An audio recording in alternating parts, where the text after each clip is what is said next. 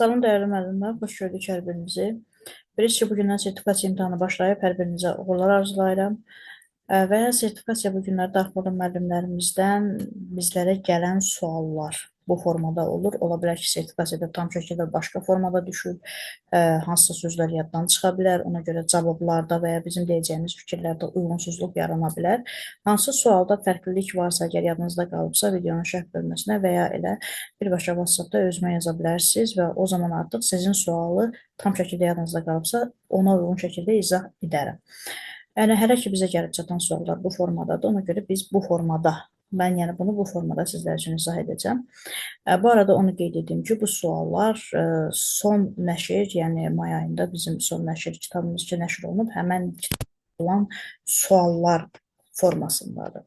Yəni, sırf bu tipli situasiyaları həmən kitabda dəfələrlə görə bilərsiniz hər formasını. Deməli, birinci sual nədir? Müəllim dərs zamanı qrup işindən istifadə edir.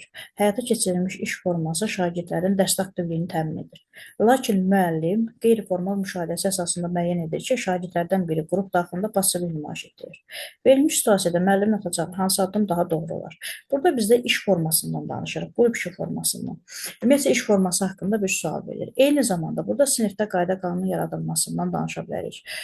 Sonra qrup işi zamanı biz bilirik ki, müxtəlif qaydalar da tətbiq edirik. Əvvəlcədən şagirdlər bu qaydalarla tanış etməliyik. Sualın bu formasına görə, verilmiş bu formasına görə ola bilər ki, deyirəm, imtahanda sual fərqli düşübsə, ona bir söz deyə bilmərik. Amma bu halda, bu formada düşübsə, verilmiş situasiyada müəllimin atacağı hansı addım daha doğru? Əgər deyirsək ki, belə situasiyada müəllim şagirdləri qaydalarla tanış etməlidir. Bu yanlış olar. Niyə yanlış olur? Çünki artıq situasiya baş verib, şagirdlər qrup daxilində oturublar və işlərini görürlər. Bundan sonra nə etmək lazımdır? Yəni, biz o şagirdi də prosesə cəlb edək. Biz həmən an, deyək ki, qrupu təşkil eləmişik, 5 dəqiqə keçirdi, baxırıq ki, şagird pasif şəkildə qalıb, biz onda dayanıb şagirdlərə qrup qaydası deyə bilmərik. Çünki artıq biz onu əvvəldən deməliydik, sonra şagirdləri qrup daxilinə salmalıyıq. Bu halda biz problemdən çıxış yolu tapmalıyıq ki, problemdən çıxış yolu tapanda da nə edəcək? Yadınızdadırsa, müəllimin vaxtında düzgün müdaxiləsi var idi. Biz vaxtında düzgün müdaxiləni deyəndə nə edirdik? Qrup daxilində ola bilər ki, mübahisələr baş versin, qrup daxilində ola bilər ki, belə passivlik halı baş versin və ya qrup daxilində sadəcə bir şagird işləsin, ya da ki, qrupun ümumiyyətcə müzakirə mövzusu heç verdiyimiz mövzu olmasın. Biz qrupları hər zaman qeyri-formal müşahidə edirik və bu kimi problemlər yarandıqda anında müdaxilə edirik. Və burada müdaxiləni edib nə edə bilərik? Sadəcə biz həmən şagirdə də hansısa bir tapşırıq verə bilərik və ya qrup liderinə istiqamətləndirici bir söz deyə bilərik ki, yoldaşından da nə isə soruşsun. Yəni, burada biz skafoldingdən də istifadə edə bilirik ki, şagirdləri həmən yoldaşı ilə də işləməyə sövq edə bilək. Sadəcə istiqamətləndirici, yəni burada əmr olaraq nə isə deyə bilmərik. Qrup liderinə biz konkret tapşırıq verə bilmərik ki, sən falan yoldaşını da işlət. Olmaz, çünki lideri, əgər biz və ya digər şagirdlər lideri təyin ediblərsə, biz liderə öz işini deyə bilmərik. Lider özü bilir işini necə qurmalıdır.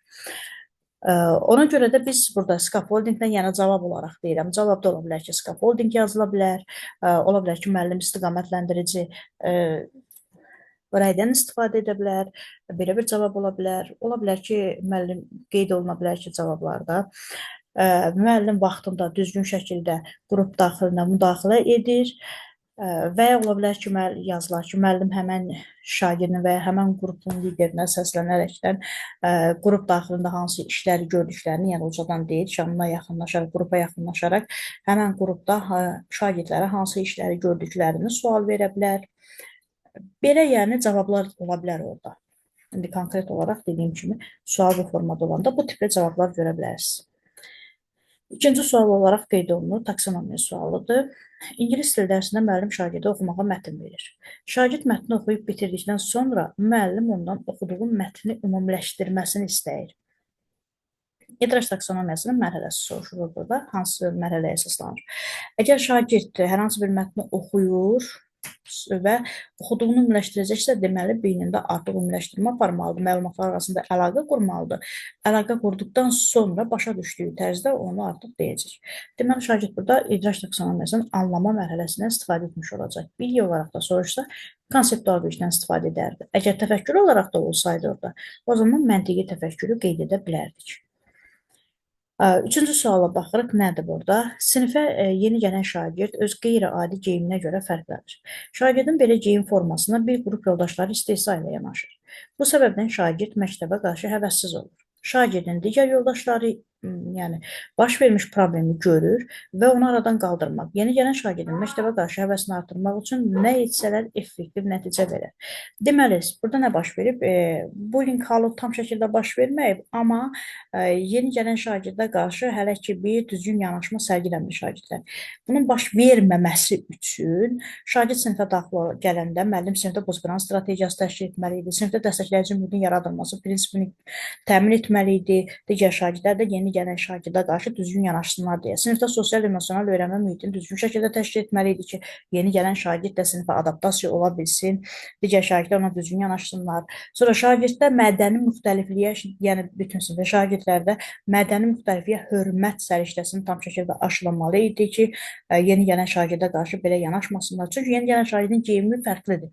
Ola bilər ki, bu şagird fərqli formada geyinir, məktəbli forması geyinmir, başqa formada geyinir, başqa ölkədən gəlib və ya başqa rayondan gəlib, başqa bir yəni o şagirdin geyimi başqadır. Və biz ona qarşı təbii ki, gülməli deyilik və bunun qarşısını almaq üçün dediyim kimi bunu etmək lazım idi. Amma bizdən nəyi soruşub? Şagirdlər, digər şagirdlər nə etsə yaxşı olar? Deməli, sinifdə biz təxmini gözümüzün önündə canlandırıq. İki qrup şagird var. Bir qrup şagirdə istehza ilə yanaşır, bir qrup isə şagirdi normal qarşılayır.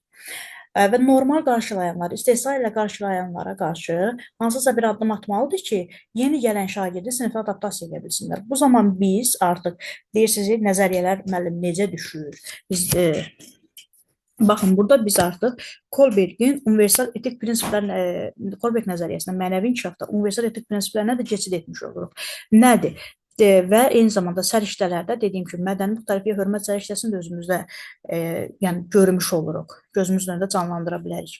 Bir qrup şagirddə mədəni müxtəlifliyə hörmət səriştəsi var, universal etik prinsipləri var, emosional taksonomiya xarakterizmə mərhələsi yüksəkdir. Bir qrup şagirddə isə bunlar aşağı səviyyədədir.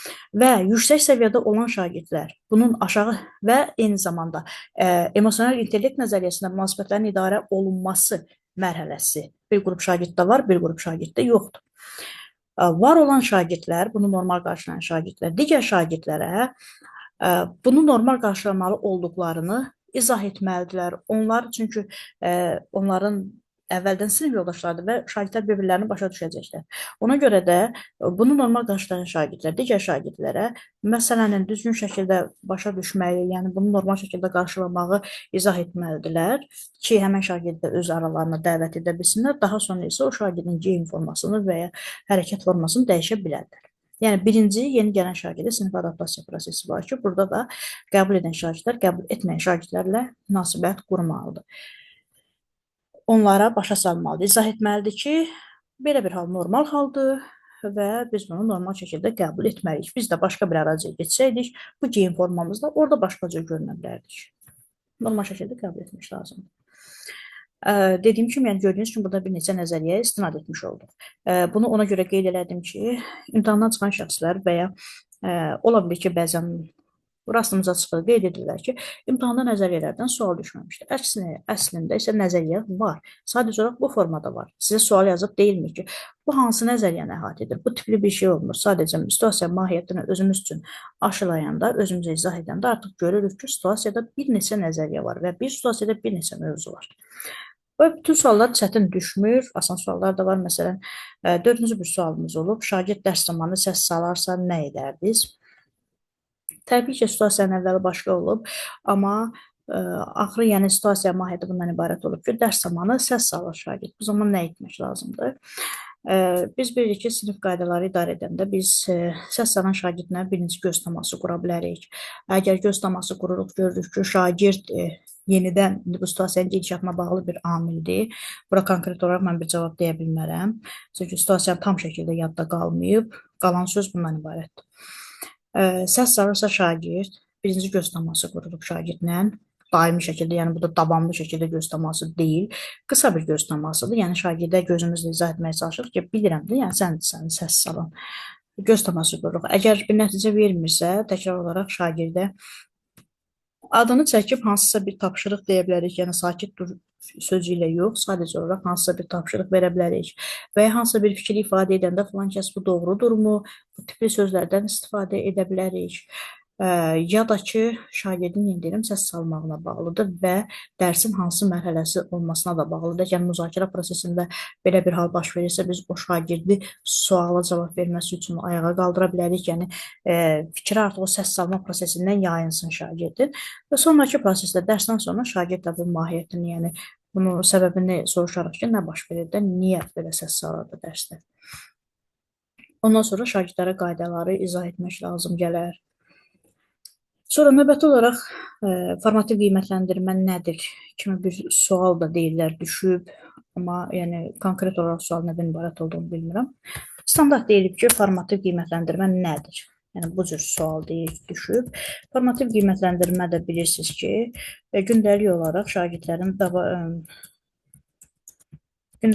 şagirdlərin nailiyyətlərini müəyyən etmək üçün istifadə olunan bir qiymətləndirmədir. Gündəlik həyata keçirilir.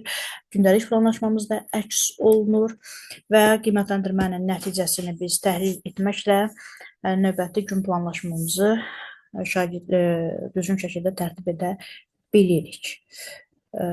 Sonra yəni bu tipli demək olar ki, bütün mövzuları əhatə edəcək situasiyaların hər birini dəqiq şəkildə analiz edəndə mövzuların hər birindən suallar düşür. Sinfin idarə edilməsidir və üçüncü sualda dediyimiz kimi, hətta burada sinfin idarə edilməsi də var. Dördüncü sual sırf sinfin idarə edilməsinə aid ola biləcək bir suallardır.